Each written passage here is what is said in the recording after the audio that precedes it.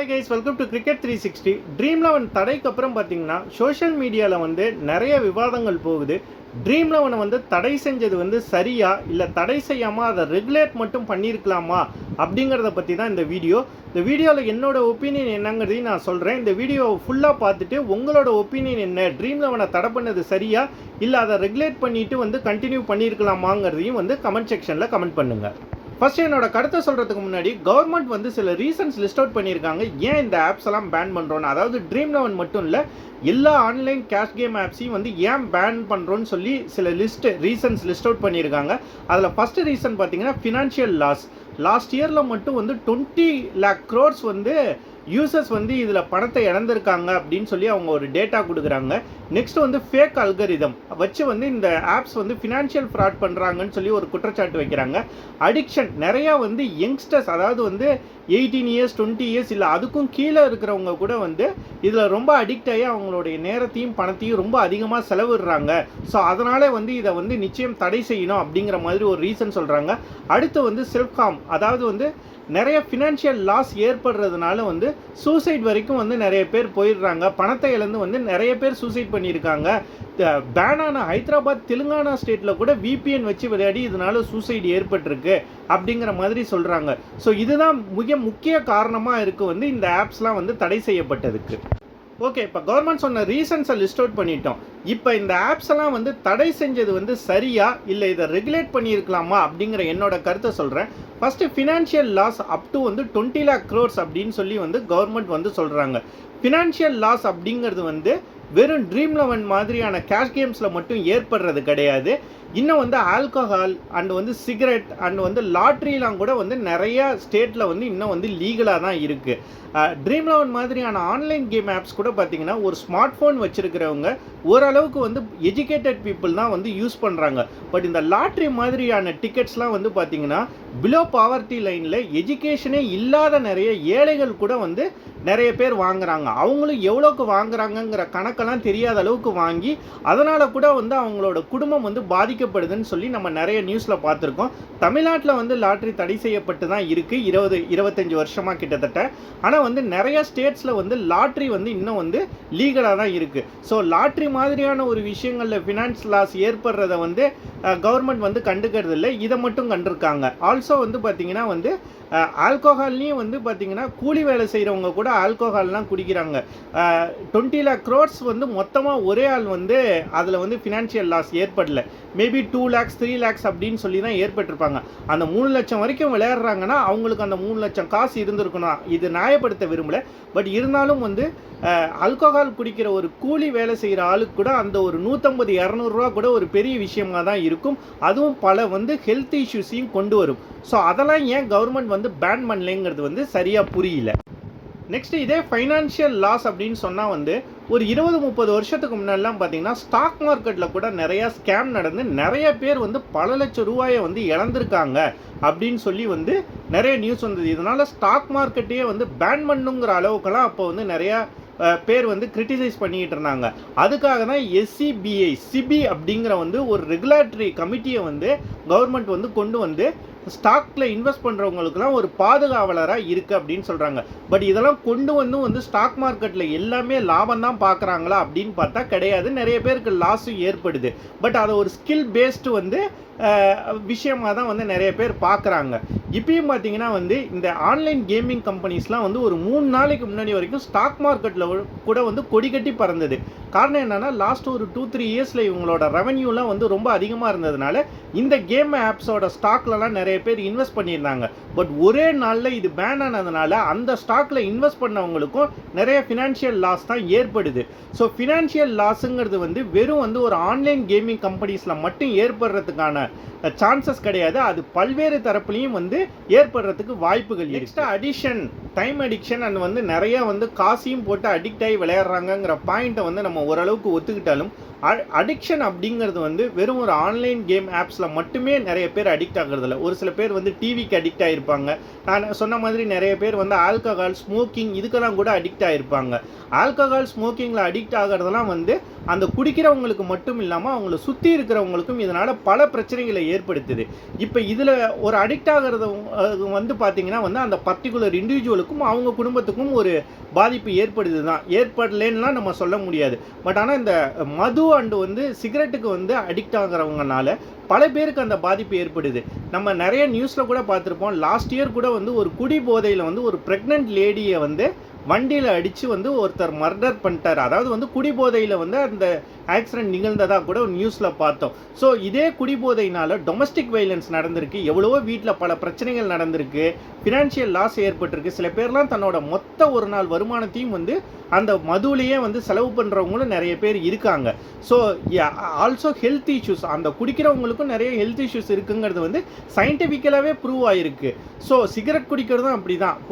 Public பிளேசஸில் வந்து சிகரெட்டை தடை செஞ்சாலும் இன்னமும் பார்த்தீங்கன்னா வந்து டீ கடையிலலாம் வந்து சிகரெட் குடிக்கிறவங்க அதிகமாக இருக்காங்க. ஸ்மோக்கிங் ஏரியானே ஒரு இடத்துல இருக்குது. அந்த டீ கடையில் சிகரெட் குடிக்காமல் இருக்கிற ஒருத்தர் கூட போய் ஒரு பிஸ்கட்டோ டீயோ வாங்கி சாப்பிட்டாலும் அந்த ஸ்மோக்கை இன்ஹேல் பண்ணால் அவங்களுக்கும் ஹெல்த் இஷ்யூஸ் வரத்துக்கு நிறைய பாதிப்புகள் இருக்குது. ஸோ ஆல்கஹால் அண்ட் வந்து ஸ்மோக்கிங்கில் ஏற்படாத ஒரு அடிக்ஷனோ அதனால் ஏற்படாத ஒரு பாதிப்போ இதிலெல்லாம் ஏற்படுது அப்படின்னு சொன்னால் அதை எந்த அளவுக்கு ஏற்றுக்க முடியும்னு எனக்கு தெரியும். அடுத்து சொல்லப்படுற காரணம் என்னன்னு பார்த்தீங்கன்னா வந்து ஃபினான்ஷியல் லாஸ்னால நிறைய பேர் வந்து சூசைட் பண்ணிக்கிறாங்க அப்படின்னு. ஓகே, இதை நம்ம நிச்சயம் ஏற்றுக்கிட்டு தான் ஆகணும். ஏன்னா வந்து ஃபினான்ஷியல் லாஸ்னால நிறைய மன உளைச்சலுக்கு உள்ளாகி வந்து இறக்குறவங்க ரொம்ப அதிகம்தான். ஸோ இதை தடுக்கிறதுக்கு வந்து ஒரு ரெகுலாரிட்டி கமிட்டி அமைச்சு வந்து இதில் நடக்கிற தவறுகளை இல்லை இந்த லிமிட்டில் தான் வந்து காசு போட்டு விளையாடணும், அந்த ஒரு லிமிட்டுக்கு மேலே வந்து காசு அலோவ் பண்ணக்கூடாதுன்னு சொல்லி கொண்டு வந்திருந்தால் அதை நிச்சயம் வெல்கம் பண்ணியிருக்கலாம். அதுக்காக வந்து இறப்பை வந்து நியாயப்படுத்த முடியாது. பட் ஆனால் வந்து இந்த ஃபினான்ஷியல் லாஸ் அப்படிங்கிறது வந்து ஆன்லைன் கேம்ஸில் மட்டும்தான் ஏற்பட்டு சூசைட் நடக்குதான்னு பார்த்தீங்கன்னா இந்தியாவில் வந்து அதனால் மட்டும் சூசைட்ஸ் நடக்கிறது கிடையாது. நிறைய பேர் கடன் வாங்கி அந்த கடனை கட்ட முடியாமல் ஹராஸ்மெண்ட்லேயும் நிறைய பேர் சூசைட் பண்ணியிருக்காங்க. இதுவும் தினமும் வந்து நியூஸில் வந்துக்கிட்டு தான் இருக்குது. ஆர்பிஐயோட ரெகுலாரிட்டி பாடி இருந்துமே வந்து நிறைய பேர் கடன் வாங்கி கட்ட முடியாமல் கலெக்ஷன் ஏஜென்ட்ஸோட ஹராஸ்மெண்ட்னால அந்த பேங்க்கோடைய வந்து டார்ச்சர்ஸ்னாலையும் வந்து நிறைய பேர், ஏன் பெரிய பெரிய பணக்காரர்கள் கூட வந்து அந்த மாதிரியான வந்து விஷயங்களில் வந்து சூசைட் பண்ணியிருக்காங்கன்னு சொல்லி நம்ம நியூஸஸ் பார்த்துருக்கோம். ஸோ இன்னமும் வந்து அது தொடர்கதையாக தான் தொடருது. ஸோ அந்த பேங்க் மேலே இது வரைக்கும் வந்து அரசாங்கங்கள் ஏதாவது நடவடிக்கை எடுத்து அந்த பேங்க்கை வந்து பேன் பண்ணிட்டாங்களா, இல்லை யாரையாவது வந்து அதில் பெருசாக தண்டிச்சிருக்காங்களா அப்படின்னு சொல்லி பார்த்தீங்கன்னா வந்து பெரிய லெவலில் வந்து நமக்கு தெரியல. அஃப்கோர்ஸ் வந்து கோர்ட்டில் நிறைய பேர் வந்து ஹராஸ்மெண்ட் நடந்தால் கேஸ் போடுறதுக்கு வந்து அவங்களுக்கு ஒரு லீகலி ஒரு ஆப்ஷன்ஸ்லாம் கொடுத்துக்கிட்டு இருக்காங்க தான். பட் இருந்தாலும் வந்து ஃபினான்ஷியல் லாஸ்னால வந்து அதாவது கடன் வாங்கி கடனை கட்ட முடியாமையும் வந்து நிறைய பேர் வந்து சூசைட் பண்ணியிருக்காங்க. பட் அதில் வந்து கடுமையான நடவடிக்கைகள் வந்து அரசாங்கங்கள் எடுத்த மாதிரி தெரில. இன்ஃபேக்ட் தமிழ்நாடு கவர்மெண்ட் கூட ஒரு ரூல் கொண்டு வந்திருக்காங்க. வலுக்கட்டாயமாக வந்து கடனை கட்டக்கூடாது அப்படின்னு வந்து வற்புறுத்தக்கூடாதுன்னு சொல்லி, அப்படி நீங்கள் மீறி பண்ணிங்கன்னா உங்கள் மேலே நடவடிக்கை எடுப்போன்னு சொல்லி. ஸோ அதெல்லாம் வரவேற்கத்தக்கது தான். பட் அதுக்காக வந்து இந்த கேம்னால் மட்டும்தான் வந்து சூசைட் நடக்குதுன்னு சொல்கிறது வந்து ஏற்றுக்க முடியாது. ஓகே, இந்த ரீசன்ஸ் எல்லாம் தாண்டி பார்த்தீங்கன்னா வந்து இதனால் நிறைய பேர் வந்து அவங்களோட ஜாப் ஆப்பர்ச்சுனிட்டியை வந்து லூஸ் பண்ணுறாங்க. Dream11 மட்டும் கிட்டத்தட்ட 2 லட்சம் எம்ப்ளாயி இருக்கிறதா சொல்கிறாங்க. இந்த ரியல் கேஷ் ஆன்லைன் கேம்ஸ் ஆப்ஸில் வந்து மொத்தமாக ஒர்க் பண்ணுறவங்களுடைய எண்ணிக்கை வந்து 4லேருந்து 5 லட்சம் பேர் வரைக்கும் இருக்காங்கன்னு சொல்கிறாங்க. ஓகே, ஸ்டில் இந்த ஆப்ஸ்லாம் ரன் ஆகும் தான், ஃப்ரீ டு ப்ளே கான்டெஸ்ட்லாம் நடக்கும் தான். பட் அதுக்கப்புறம் கண்டிப்பாக அவங்களோட ரெவன்யூ குறைய நிறைய எம்ப்ளாயீஸை வந்து அவங்க வந்து வேலையை விட்டு தூக்கிடுவாங்க. இந்த டாப்பிக்கு ரிலேட்டடாக இல்லைனாலும் நான் ஒரு விஷயம் சொல்லணும். நிறைய பில்லியனர்ஸ் வந்து கோடி கணக்கில் வந்து கடன் வாங்கியிருப்பாங்க. அவங்களுடைய கடன் வந்து ஒரு சிலது தள்ளுபடி பண்ணியிருப்பாங்க. அதுக்கு முக்கியமாக சொல்லப்படுற காரணம் என்ன அப்படின்னு சொல்லி பார்த்தீங்கன்னா வந்து அவங்க நிறைய ஜாப் ஆப்பர்ச்சுனிட்டிஸை உருவாக்கி கொடுக்குறாங்க. ஸோ அவங்கள்ட்ட வலுக்கட்டாயமாக நம்ம வாங்கி அவங்களுடைய வந்து இண்டஸ்ட்ரியை நம்ம பிளாக் பண்ணோன்னா நிறைய பேர் வேலை வாய்ப்பை வந்து இழக்கிறதுக்கான ஒரு சூழல் ஏற்படும். ஸோ அதனால் வந்து அவங்களுக்கு வந்து ஒரு தள்ளுபடி கொடுக்குறோம் அப்படின்னு சொல்லி பேங்க்ஸ் அண்ட் வந்து அரசாங்கங்களே ஹெல்ப் பண்ணியிருக்கு. விவசாய கடனும் நிறைய ரத்து செய்கிறாங்க தான், நம்ம இல்லைன்னு சொல்ல முடியாது. ஸோ இந்த ஜாப் ஆப்பர்ச்சுனிட்டிஸுக்கு வந்து இவ்வளோ வந்து முக்கியத்துவம் கொடுக்குற ஒரு அரசாங்கம் இந்த இண்டஸ்ட்ரியை வந்து பேன் பண்ணால் கிட்டத்தட்ட பல லட்சம் பேருக்கு வேலை போகும் அப்படிங்கிறத வந்து ஏன் கன்சிடரே பண்ணலைங்கிறது வந்து ஒரு ஆச்சரியமான ஒரு விஷயம். நெக்ஸ்ட் இதை ஏன் தடை செஞ்சிருக்க கூடாதுங்கிறதுக்கான இன்னொரு காரணம் பார்த்தீங்கன்னா வந்து கவர்மெண்ட்டுக்கு வர ரெவென்யூ. நிறைய பேர் சொல்லுவாங்க டாஸ்மாக் மாதிரியான விஷயங்களை வந்து மூடிட்டா வந்து கவர்மெண்ட்டுக்கு வந்து பெரிய ரெவென்யூ கிடைக்காது, அதை வச்சு தான் நிறைய வெல்ஃபேர் ஸ்கீம்ஸ்லாம் வந்து பண்ணுறாங்கன்னு சொல்லி. அப்படி பார்த்தோன்னா இந்த ஆன்லைன் கேஷ் கேம்ஸ்னால மட்டும் ஒரு வருஷத்துக்கு கிட்டத்தட்ட 3000 4000 கோடி வந்து ஜிஎஸ்டி வசூலாக வந்து கவர்மெண்ட்டுக்கு ரெவென்யூ வருதுன்னு சொல்லி அவங்களே சொல்லியிருக்காங்க. ஸோ அப்படி இருக்க போகும்போது வந்து இவ்வளோ பெரிய ஒரு ரெவென்யூவை வந்து ஏன் வந்து அவங்க வந்து ஸ்டாப் பண்ண நினைக்கிறாங்க அப்படிங்கிறதும் ஒரு கேள்விக்குறியான ஒரு விஷயம் தான். இவ்வளோ ரெவென்யூ வந்தால் நிச்சயம் வந்து நம்ம கண்ட்ரி வந்து இன்னும் ஒரு பல மடங்கு ஸ்டெப் வந்து முன்னேற்றத்துக்கு போகிறதுக்கு வந்து நிறைய வாய்ப்பு இருக்குது. ஸோ அதை தடுக்கிறதும் வந்து சரியாக இருக்குமாங்கிற ஒரு கேள்விக்குறி. ஓகே, ஜாப் லாஸஸை பார்த்து அடுத்த ஒரு விஷயம் பார்த்தீங்கன்னா வந்து இந்த ட்ரீம்11 மாதிரியான ஃபேண்டசி அண்ட் வந்து ஆன்லைன் கேஷ் கேம்ஸ் வந்து பல லீக்ஸை வந்து ஸ்பான்சர் பண்ணாங்க. அதனால் வந்து டொமஸ்டிக் வந்து ஒரு சில வந்து ஊர் பேர் தெரியாத லீக்ஸ்க்கெலாம் கூட வந்து ஒரு நல்ல வரவேற்பு இருந்தது. ஸோ ஒரு நிறையா வந்து பார்த்திங்கன்னா வந்து இன்டர்நேஷ்னல் லெவலில் ஐபிஎல்லில் கூட வந்து விளையாட முடியாத நிறையா பிளேயர்ஸ்க்கு வந்து ஒரு நல்ல இன்கம்ஸ் வந்து இதனால் கிடச்சிக்கிட்டு இருந்தது.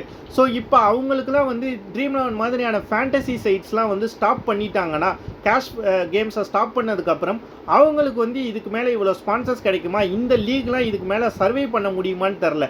அந்த லீக்ஸ்னால அந்த பிளேயர்ஸ் மட்டும் இல்லாமல் அதோட ஸ்டாஃப்ஸு, அந்த கிரவுண்ட் ஸ்டாஃப்ஸ்ன்னு சொல்லி இதனால் வந்து பெனிஃபிஷ் ஆகிறவங்களும் வந்து பார்த்திங்கன்னா நிறைய பேர் இருப்பாங்க.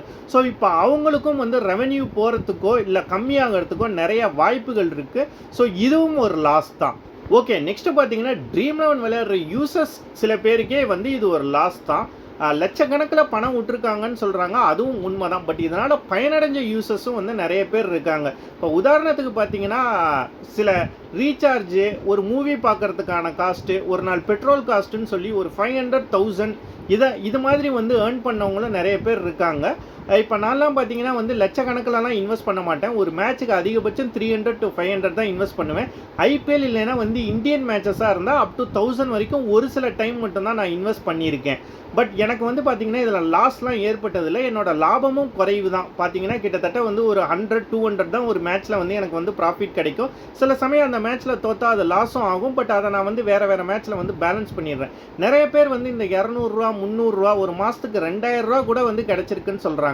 அவங்களுக்கு ஒரு அடிஷ்னல் இன்கமாக இது இருந்திருக்கு. ஸோ இது இன்னொருத்தர் 2 பேர் காசு போட்டு விளையாடுறாங்க, அதில் ஒருத்தருக்கு லாஸ் ஆகி தான் நம்ம இன்னொருத்தருக்குன்னு சொன்னாலும் பட் அந்த வாதம் வந்து நம்ம நியாயம்னு எடுத்துக்கிட்டாலும் யாரோ ஒருத்தராவது வந்து நல்லா இருக்காங்களே, இப்போ வந்து அந்த 2 பேருக்குமே அந்த அடிஷ்னல் இன்கம் கிடைக்கலங்கிறது வந்து 2 பேருக்குமான லாஸாக தான் நான் பார்க்குறேன். இது வரைக்கும் இந்த ஆப்ஸ் எல்லாம் வந்து ஏன் தடை செஞ்சிருக்க கூடாது அப்படிங்கிற காரணத்தை நம்ம பார்த்தோம். இப்போ ஏன் தடை செஞ்சிருக்கிறது வந்து நியாயம் அப்படின்னு சொல்லி ஒரு சில காரணங்கள் இருக்குது. அஃப்கோர்ஸ் நம்ம ஒரு கருத்தை சொல்கிறோன்னா அதில் இருக்கிற ப்ளஸ் மைனஸ் எல்லாமே சேர்ந்து தான் நம்ம வந்து ஒரு கருத்தை சொல்ல முடியும். ஸோ அதனால் இவங்கள்ட்ட இருக்கிற நெகட்டிவ்ஸ் அப்படின்னு சொல்லி பார்த்தீங்கன்னா இதை தான் வந்து கவர்மெண்ட் வந்து ரொம்ப பின்பாயிண்ட் பண்ணுறாங்க. ஃபர்ஸ்ட் இந்த ஃபேக் அல்கரிதம்.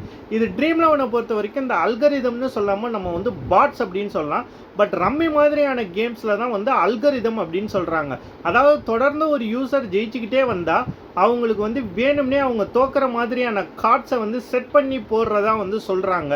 சயின்டிஃபிக்கலி இது ப்ரூவனா இல்லையாங்கிறத வந்து கவர்மெண்ட் சைடு தான் வந்து ப்ரூவ் பண்ணோம். நம்மளை மாதிரியான காமன் மேன் வந்து நிச்சயம் வந்து அதை கண்டுபிடிக்க முடியாது. ஸோ ட்ரீம்11 பொறுத்த வரைக்கும் எடுத்துக்கிட்டோன்னா வந்து அவங்களோட மெகா கான்டெஸ்ட்டில் வந்து பாட்ஸ் இருக்கிறதா பல வருஷமாக வந்து குற்றம் சாட்டுறாங்க. இதுவும் சயின்டிஃபிக்கலி வந்து ப்ரூவன் கிடையாது. பட் ஒரு விஷயம் நம்ம யோசிச்சு பார்த்தா, நான் வந்து இது வரைக்கும் பெரிய மெகா கான்டெஸ்ட்லலாம் வந்து பார்த்திங்கன்னா ஃபஸ்ட்டு வந்தது கிடையாது. ஆல்சோ வந்து பார்த்திங்கன்னா வந்து எனக்கு தெரிஞ்சவங்க யாரும் ஃபஸ்ட்டு வந்ததில்லை. சின்ன சின்ன மெகா கான்டெஸ்ட்டில் வந்து இதுக்கு முன்னாடி வந்து என் ஃப்ரெண்ட்ஸும் ஃபஸ்ட்டு வந்திருக்காங்க, நானும் வந்திருக்கேன். ஸோ இந்த மெகா கான்டெஸ்ட்டில் வந்து அதிகபட்சம் நான் ஜெயிச்ச அமௌண்ட்டே பார்த்திங்கன்னா கிட்டத்தட்ட ஒரு 6000 தான். அப்போ என்னோடய ஃப்ரெண்டு ஒருத்தர் வந்து 10,000 ஜெயிச்சிருக்காரு. பட் இந்த லட்சக்கணக்கில் இந்த மெகா கான்டெஸ்ட்டில் ஜெயித்தவங்க பார்த்திங்கன்னா வந்து எனக்கு தெரிஞ்சவங்க யாருமே இல்லை. உங்களுக்கு தெரிஞ்சவங்க யாராவது இருந்தால் கமெண்ட் பண்ணுங்கள். ஸோ ஒருவேளை அந்த ஃபேக் அல்கரிதம் அண்ட் அந்த பாட்ஸ் அப்படின்னு சொல்கிற ஒரு விஷயம் உண்மையாக இருக்கிற பட்சத்தில் அது நியாயம்தான். பட் அதையுமே வந்து கவர்மெண்ட் நினச்சா ரெகுலரேட் பண்ணியிருக்கலாம். பட் இருந்தாலும் அந்த ஒரு காரணத்தை நம்ம நியாயம் தான் ஏற்றுக்கணும். நெக்ஸ்ட் இந்த ஆப்ஸோட கிரீடு. இவங்கெல்லாம் வந்து பார்த்தீங்கன்னா கொஞ்சம் நல்ல எமர்ஜ் ஆகிற வரைக்கும் யூசர்ஸ்க்கு வந்து நிறைய ஆஃபர்ஸ் கொடுப்பாங்க. சில ஃப்ரீ, அதாவது வந்து பார்த்தீங்கன்னா வந்து ஃப்ரீ கான்டெஸ்ட்டு, டிஸ்கவுண்ட்டு, கேஷ் போனஸ்ன்னு சொல்லி நிறையா கொடுத்துக்கிட்டு இருந்தாங்க. ஓகே, இந்த கேஷ் போனஸ் பார்த்தீங்கன்னா ஜிஎஸ்டி ஏற்றுனதுனால ஸ்டாப் பண்ணிட்டாங்க. பட் முன்னாடிலாம் வந்து ஃப்ரீ என்ட்ரிஸ் நிறைய ட்ரீம் 11 கிடைக்கும். அதே மாதிரி ரம்மிலையும் வந்து பார்த்தீங்கன்னா நிறைய ஆஃபர்ஸ்லாம் கொடுப்பாங்க. பட் அவங்க நல்லா எமர்ஜ் ஆகி அவங்களுக்கு வந்து பல லட்சம் பேர் விளையாட ஆரம்பித்ததுக்கப்புறம் பார்த்தீங்கன்னா இதெல்லாம் ஸ்டாப் பண்ணிட்டாங்க. அவங்களோட கமிஷனையும் வந்து ரொம்பவே ஏற்றிட்டாங்க. ஒரு 5-6 இயர்ஸ் பேக்லாம் பார்த்தீங்கன்னா அவங்க கமிஷன் எவ்வளோ இருந்ததோ அதை விட இன்றைக்கி வந்து ரொம்ப அதிகமாக தான் இருக்குது. ஸோ இந்த ஃபினான்ஷியல் லாஸ் ஏற்படுதுன்னு சொல்கிறதுக்கு இதுவும் ஒரு காரணம் தான். அதாவது ஒரு 2 மேட்ச்சில் வந்து நம்ம நல்லா ஜெயித்தோன்னா பெருசாக ஜெயிக்கிறவங்களுக்கு வந்து அது பெரிய பாதிப்பு ஏற்படாது. பட் வந்து இந்த ஸ்மால் பிளேயர்ஸ்க்கெலாம் பார்த்திங்கன்னா ஒரு 2 நாள் 3 நாள் வந்து நல்லா ஜெயித்தோன்னா இவங்களோட கமிஷன்னால் அடுத்து ஒரு 2-3 நாள் தோற்றா அவங்களுக்கு லாஸ் ஆகிறதுக்கு நிறைய சான்சஸ் இருக்குது. ஸோ இவங்க எப்போதும் யூசர்ஸ் கிட்ட வந்து ஒரே மாதிரி இருந்து இந்த கமிஷன்லாம் கொஞ்சம் குறைச்சிருந்தாங்கன்னா அது சரி. பட் இது அவங்க அதை பண்ணாததுனால இதை ஒரு விஷயம் நம்ம நியாயம்னு ஏற்றுக்கலாம். நெக்ஸ்ட் இந்த தடை நியாயம்னு சொல்கிறதுக்கு இன்னொரு காரணம் பார்த்தீங்கன்னா அட்வர்டைஸ்மெண்ட்ஸ், ஸ்பெஷலி வந்து செலிபிரிட்டிஸை வச்சு பண்ணுற அட்வர்டைஸ்மெண்ட்ஸ். ஒரு ஐபிஎல் மாதிரி பெரிய லீக் நடக்க போகும்போதே நிறைய ஆட்ஸ் வந்து பார்த்திங்கன்னா இந்த ஆன்லைன் கேஷ் கேம்ஸில் இருந்து தான் வருது. ஸோ அதை பார்க்குற வந்து நிறைய யங்ஸ்டர்ஸ் இல்லை வந்து கொஞ்சம் வந்து இந்த கேம் பற்றி நிறைய தெரியாதவங்க கூட வந்து அதில் காசு போட்டு விளையாண்டு ஈஸியாக ஜெயிச்சிடலாம் போல இருக்கே அப்படிங்கிற ஒரு மைண்ட் செட்டுக்கு வரத்துக்கு உள்ளே வந்துடுவாங்க. ஸோ அந்த அட்வர்டைஸ்மெண்ட்ஸை வந்து எவ்வளோ குறைக்க முடியுமோ அவங்க குறைச்சிருக்கலாம். பட் இருந்தாலும் இந்த அட்வர்டைஸ்மெண்ட்ஸ்னால நிறைய பேர் வந்து தெரியாதவங்க கூட பணம் போட்டு விளையாடி அடிக்ட் ஆகிறாங்கன்னு சொல்கிற காரணம் வந்து நியாயம் தான். நெக்ஸ்ட் இன்னொரு நியாயமான காரணம்னு பார்த்தீங்கன்னா இது என்னுடைய தனிப்பட்ட கருத்து. ட்ரீம் 11 வந்து ஒரு 5-6 இயர்ஸ் பேக்குக்கு முன்னாடி கிட்டத்தட்ட 2018 வரைக்கும் பார்த்தீங்கன்னா டாஸ்க்கு முன்னாடியே வந்து டீம் லாக் ஆகிடும். கான்டெஸ்ட்டும் வந்து பார்த்திங்கன்னா 2 ரூபா 4 ரூபாய்க்கெல்லாம் கூட நிறைய மெகா கான்டெஸ்ட்லாம் இருந்திருக்கு. ஓரளவுக்கு ஈஸியாக ஜெயிக்கவும் முடியும். ஸோ இந்த டீமை வந்து டாஸுக்கு முன்னாடியே லாக் பண்ணுறதுனால என்ன ஆகும்னா நிறைய பேர் வந்து அந்த கிரிக்கெட்டை தொடர்ந்து ஃபாலோ பண்ணி எந்த பிளேயர் விளையாடுவாங்கன்னு தெரிஞ்சுட்டு டீம் போட்டுட்டு இருந்தாங்க. ஸோ அப்போ நிறைய பேர் வந்து நல்லாவே ஜெயிச்சாங்க. ஆல்சோ அப்போலாம் வந்து பார்த்திங்கன்னா இந்த பர்சன்டேஜ் கணக்கெல்லாம், அதாவது வந்து எவ்வளோ பிளேயர்ஸை வந்து எவ்வளோ பர்சன்டேஜ் ஆஃப் பீப்புள் வந்து செலக்ட் பண்ணியிருக்காங்க, எவ்வளோ பர்சன்டேஜ் ஆஃப் பீப்புள் வந்து ஒரு பர்டிகுலர் பிளேயரை கேப்டன் வைஸ் கேப்டனாக போட்டிருக்காங்க அப்படிங்கிற மாதிரியான விஷயங்கள்லாம் அப்போ கிடையாது. இது எல்லாமே வந்து பார்த்திங்கன்னா லாஸ்ட் ஒரு 4-5 இயர்ஸ்க்கு முன்னாடி அவங்க இன்ட்ரடியூஸ் பண்ண ஒரு விஷயம் தான். ஸோ இந்த விஷயத்தினால உண்மையிலேயே ஸ்கில்லு தெரிஞ்சு விளையாடுற ஒருத்தருக்கும் இதை தெரியாமல் விளையாடுற ஒருத்தருக்கும் வந்து ஈக்குவலான சான்ஸ் தான் கிடைக்கிது. அதாவது வந்து அது லக்காக மாறுறதுக்கும் நிறைய வாய்ப்பு இருக்குது. இப்போ உதாரணத்துக்கு வந்து நல்லா தெரிஞ்ச சூரியகுமார் யாதவ் ஒருத்தர் கேப்டனாக போடுறாங்கன்னா ஓகே, அது ஸ்கில்லுன்னு சொல்லலாம் ஒரு ஐபிஎல் கேமில். அதே சூரியகுமார் யாதவ் எப்படி விளையாடுவார்னே தெரியாது. இதை நான் ஒரு அட்வர்டைஸ்மெண்ட் பார்த்துட்டு வந்தேன். நிறைய பேர் இந்த பர்சன்டேஜ் ஆஃப் பீப்புள் வந்து இவரை வந்து கேப்டனாக போட்டிருக்காங்க, ஸோ நானும் போடுறேன்னு சொல்லி ஒருத்தங்க வந்து ஜெயிக்கிறாங்க அப்படின்னு சொன்னால் ஸோ அது வந்து கொஞ்சம் தப்பான ஒரு விஷயம்தான். ஸோ ட்ரீம் 11 வந்து பார்த்திங்கன்னா வந்து ஆரம்பத்தில் அவங்க என்ன மெத்தட் ஆஃப் பாலிசியை மெயின்டைன் பண்ணிக்கிட்டு இருந்தாங்களோ அதே தான் மெயின்டைன் பண்ணியிருந்துருக்கணும். அவங்க இந்த பர்சன்டேஜெல்லாம் வந்து இன்விசிபிளாக தான் ஆக்கியிருக்கணும். ஆல்சோ வந்து டாஸுக்கு அப்புறம் வந்து டீமை வந்து லாக் பண்ணுறதை கூட நம்ம ஏற்றுக்கலாம். பட் கண்டிப்பாக வந்து இந்த பர்சன்டேஜ் விஷயங்கள் மாதிரியான திங்ஸ் எல்லாம் வந்து அவங்க நிச்சயம் வந்து அவாய்ட் பண்ணியிருக்காங்க. ஆல்சோ இந்த மல்டிபிள் டீம் கிரியேஷன்ஸ் ஆரம்பத்தில் பார்த்தீங்கன்னா ஒருத்தர் 6 டீம் வரைக்கும் தான் கிரியேட் பண்ண முடியும். அப்புறம் அது 11 ஆச்சு, கடைசியாக அது 20 டீம் வரைக்கும் கிரியேட் பண்ணுற அளவுக்கு வந்து கொண்டு வந்துட்டாங்க. ஸோ அதனால் சான்சஸ் வந்து யார்கிட்ட வந்து பணம் நிறைய இருக்கோ அவங்க தான் 20 டீம் போட்டெல்லாம் வந்து மெகா கான்டெஸ்ட் விளையாட முடியும். ஸோ இதுவும் வந்து பர்சன்டேஜ் ப்ளஸ் மல்டிபிள் டீம்ஸ் அப்படிங்க போகும்போது எகெயின் வந்து அது ஒரு லக்கா, அதாவது ஒரு காம்பினேஷனில் மட்டும் விளையாடாமல் பல காம்பினேஷனில் விளையாட போகும்போது வந்து அது ஒரு சான்ஸாக மாறிடுது. ஸோ இந்த மாதிரியான விஷயங்களையும் வந்து ட்ரீம் 11 வந்து அவாய்ட் பண்ணியிருந்துருக்கலாம். அட்லீஸ்ட் மெகா கான்டெஸ்ட்டுக்கு வந்து வெறும் 6 டீம் வச்சு தான் விளையாடணும். Of course single player entry contest கூட வந்து நிறைய இருக்குது. உதாரணத்துக்கு வந்து ஹெட் டு ஹெட், ஆல்சோ வந்து 10 மெம்பர் லீக்ஸ், இந்த மாதிரி நிறைய இருக்குதான். பட் மெகா கான்டெஸ்ட்டில் தான் வந்து ப்ரைஸ் பூல் அதிகம் அப்படின்னு சொல்லும்போது வந்து அவங்க வந்து இந்த மாதிரியான விஷயங்களையும் வந்து அவாய்ட் பண்ணியிருக்கலாம். ஸோ அதனாலேயும் வந்து யூசர்ஸ்க்கு லாஸ் ஏற்படுதுன்னு சொல்கிறது வந்து நியாயமான கருத்து. அடுத்து மெகா கான்டெஸ்ட்டோட ப்ரைஸ் ஸ்பிளிட் அப் பார்த்தீங்கன்னா ஒரு 4-5 இயர்ஸ் முன்னாடிலாம் வந்து நம்மளோட கேப்டன் வைஸ் கேப்டன்லாம் நல்லா ஆடினாவே வந்து பார்த்தீங்கன்னா நான்லாம் ஒரு 200, 300, 500 கூட வந்து இந்த மெகா கான்டெஸ்ட்டில் ஜெயிக்க முடிஞ்சுது. இப்போல்லாம் என்ன தான் கேப்டன் வைஸ் கேப்டன் நல்லா விளையாண்டாலும் 200 ரூபாய்க்கு மேலே இந்த மெகா கான்டெஸ்ட்டில் ஜெயிக்கவே முடியல. ஒரு 3 டீம் போட்டு ஆடினாலும் அவங்க எனக்கு தெரிஞ்ச 500 ரூபாய்க்கு மேலே ஜெயிக்கிறதே கிடையாது. ஸோ இந்த மெகா கான்டெஸ்ட்டில் வந்து ரொம்ப ரொம்ப கஷ்டமாயிடுச்சு வந்து எல்லாரும் ஜெயிக்கிறதுக்கு. இதுக்கான காரணம் நான் ஏற்கனவே சொன்ன மாதிரி இந்த பர்சன்டேஜ் பேஸ்டு வந்து டீம் எடுக்கிறவங்களும் மல்டிபிள் டீம்ஸ் போடுறவங்களும் தான். ஒருத்தருக்கு ஸ்கில்லே தெரியாமல் இருந்திருக்கலாம், அவங்க வந்து ஆனால் காசு இருக்குங்கிறதுனால 20 டீம் போட்டுருவே நம்மளை விட பெட்டராகவே ஜெயிச்சுட்டு போயிடுறாங்க. அதே வந்து ஒரு ஸ்கில் தெரிஞ்ச ஒருத்தருக்கு காசு கூட இல்லாமல் இருக்கலாம், அவர் ஒரு 2-3 டீம் தான் சம்பளம் போடுறாருன்னா அவருக்கு லாபம் கம்மியாக தான் இருக்குது. ஒரு ஸ்கில் பேஸ்டு கேம் அப்படின்னு சொல்ல போகும்போது வந்து பர்சன்டேஜை கண்டிப்பாக ஹைட் பண்ணியிருக்கணும். மல்டிபிள் என்ட்ரிஸையும் வந்து அவங்க மெகா கான்டெஸ்ட்டில் வந்து அட்லீஸ்ட் குறைச்சிருக்கணும். ஒரு 5 டீம் 6 டீம் வரைக்கும் தான் அலோவ் பண்ணியிருக்கணும். அதுக்கு மேலே போகும்போது வந்து உண்மையிலேயே யூசர்ஸ்னாலையும் வந்து அந்த மெகா கான்டெஸ்ட் ஜெயிக்கிறதுக்கு வந்து ரொம்ப டஃப்பாக இருக்குது. இன்ஃபேக்ட் வந்து நான் சொல்கிற மாதிரி லாஸ்ட் ஒரு 3-4 இயர்ஸ்லாம் 200க்கு மேலாம் என்னால் மெகா கான்டெஸ்ட்டில் வந்து ஜெயிக்கவே முடியல. நீங்கள் லாஸ்ட் ஒரு 2-3 இயர்ஸில் வந்து மெகா கான்டெஸ்ட்டில் வந்து கிராண்ட் லீக்ஸில் வந்து அதிகபட்சம் எவ்வளோ ஜெயிச்சிங்கிறத கமெண்ட் செக்ஷனில் கமெண்ட் போடுங்க. ஓகே, இப்போ ட்ரீம்11 வந்து தடை செஞ்சதுக்கான நியாயமான சில காரணங்களையும் பார்த்துட்டோம். அதுக்கு முன்னாடி வந்து இதை ஏன் தடை செஞ்சிருக்கக்கூடாதுன்னு சில ரீசன்ஸ் நான் வந்து பாயிண்ட் அவுட் பண்ணேன். இப்போ ரெண்டுமே பார்த்ததுக்கப்புறம் என்னோட ஃபைனல் கருத்து என்னன்னு சொல்லி பார்த்தீங்கன்னா, ஒருவேளை இதை தடை செஞ்சது நியாயம்னு சொல்லி உங்களுக்கு வேறு ஏதாவது பாயிண்ட் இருந்தால் அதையும் கமெண்ட் செக்ஷனில் கமெண்ட் பண்ணுங்கள். ஸோ என் பாயிண்ட் என்னோடது என்னன்னு பார்த்தீங்கன்னா, ட்ரீம்11 வந்து பல பேருக்கு ஒரு ஹோப்பாக இருந்திருக்கு. ஓகே, மெகா கான்டெஸ்ட்டில் வந்து சில ஸ்கேம்ஸ் நடக்குதோன்னு வந்து ஒரு ஃபியர் இருந்திருந்தாலுமே என்னைக்காவது ஒரு நாள் நம்ம ஜெயிப்போம், ஏன்னா நமக்கு ஸ்கில் தெரியும்னு சொல்லி விளையாண்டவங்களும் அதிகம்.